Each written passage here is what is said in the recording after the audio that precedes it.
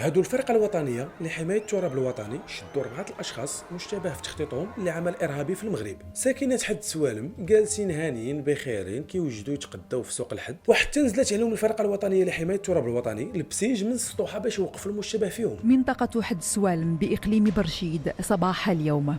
المكتب المركزي للأبحاث القضائية في عملية إجهاض مخطط إرهابي كان في مرحلة التحضير للتنفيذ المادي لعمليات تفجيرية، ويحجزوا المواد اللي كانت تستعمل في هذا العمل الارهابي. وبعد التحقيقات ان دوك جوج خوت اللي موقوفين داروا واحد الزيارات استطلاعيه في شي اماكن وصوروهم بالتصاور وبالفيديوهات. يعني هذوك البلايص كانت اهداف محتمله في مخططهم الارهابي، ويا ربي السلامه. انت كنتفاجئوا كيقول لك كاين ارهابي ساكن معكم في المجمع السكني.